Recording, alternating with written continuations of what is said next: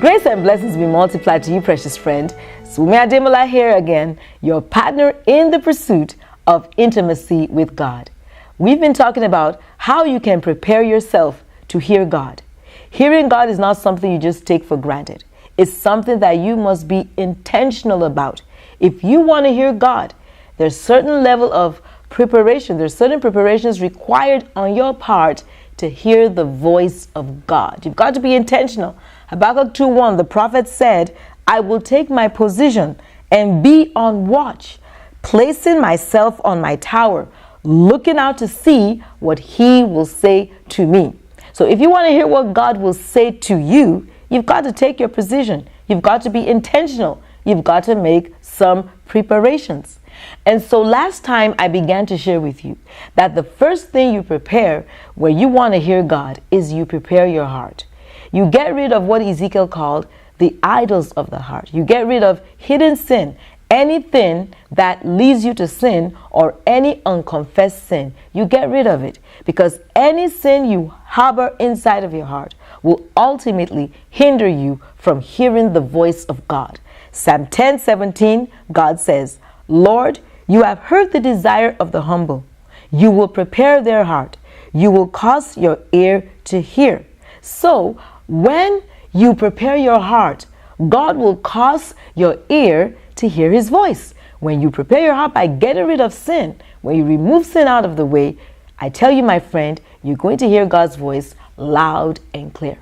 However, you may be listening to me today and you may be saying, well, as far as I know, there is no hidden sin in my heart. As far as I know, I've confessed everything the Holy Spirit has convicted me of. Yet, I still can't hear God. I need to make a particular decision. I need to decide on which house to buy. I need to decide on who to marry. I need to decide on what job to take. But God seems to be silent. Remember, my friend, God is never silent. Psalm 85:8, he's always speaking. But it is our responsibility to do what we need to do to hear his voice. Well, it could be that though you don't have hidden sin in your life, it could be, my friend, you may have a hidden agenda. A hidden agenda is also a type of idol of the heart. And what is a hidden agenda? A hidden agenda is when we already have our own desire, our own will. We already kind of predetermined, this is what we want. This is where we want to move to. This is who we want to marry. This is a job we want to take. And when we go to God, claiming that we want to hear his opinion on the matter, we're not really going to hear what he honestly has to say. We're going to him to hear what we want him to say. And when people go to God with that kind of attitude, not with an honest heart, not with an open heart, that Lord, whatever you say to me, even though it may contradict or go against what I want, I'm ready to hear it. If you go to God with such an open heart, my friend, you will hear God. But if you go to God with a hidden agenda, not really wanting to hear what God has to say, but just wanting God to say what you want him to say, in such circumstances, my friend, a person will not hear the voice of God. Because a hidden agenda is also a kind of idol in the heart. And that seems to be a problem with a lot of Christians today. A very classic example of this in the Bible is of that of Prophet Balaam. Prophet Balaam. And I would like us really to go there. It's a very interesting story. This guy was a prophet. And I believe he was a prophet of God. And he was so accurate. People know that whoever he blesses is blessed. Whoever he curses is cursed. And so this king, Balak, he came to him because he had heard that the children of Israel, they were passing his way. And of course, God had given the children of Israel the promise that he was going to give them all the land to possess. And so Balak wanted to prevent this. Balak, the king of the Moabites, he wanted to stop this from happening. And so he goes to Balaam, the prophet of God, and says, Balaam, look, there are people that are numerous as the sea, and they're advancing toward me. I've already heard of what they've done to previous nations, and I don't want that to happen. So, Balaam, I need you to curse them for me. And so let's pick up the story from there. Let's pick up the story from verse 7. And so the elders of Moab and the elders of Midian departed with the diviner's fee in their hand. In other words, they had money that they were going to give Balaam so that he can curse the Israelites for them.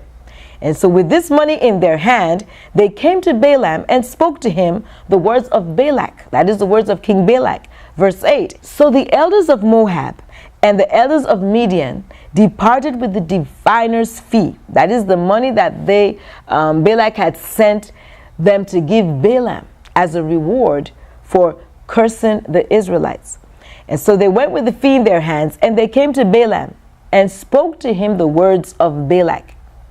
And after Balaam had heard the words that they spoke to him, that is, he should curse the Israelites, verse 8 says, and Balaam said to them, lodge here tonight, and I will bring back word to you as the Lord speaks to me.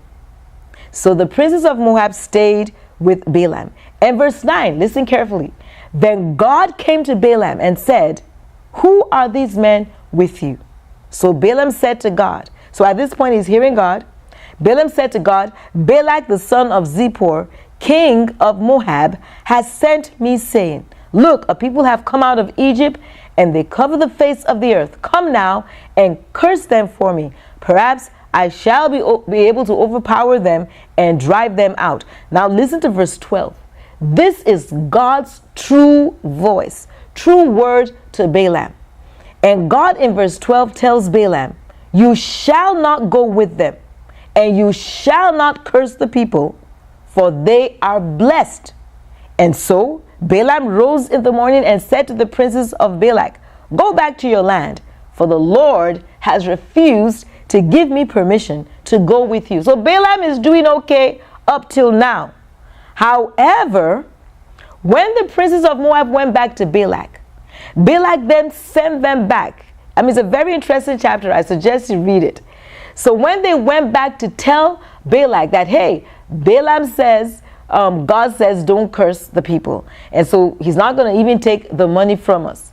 And so see what Balak does. Balak sends them back with more money, more people to kind of lure him and bait him and say, you know what? Go back to God again. He says in verse 17, I will certainly honor you greatly, and I will do whatever you say to me. Therefore, come and curse these people for me. Now, at this point, what do you think Balaam should have done? He should have insisted that, no, I heard God right the first time. God told me they are blessed. I'm not to curse them. Go back. But see, here's where the hidden agenda comes into play. Balaam is now enticed, tempted with this greater reward that Balak has brought to him. And here's what he says, and this is what a lot of people do. A lot of Christians, they know deep down within their heart, God is saying no. Or they're afraid he will say no.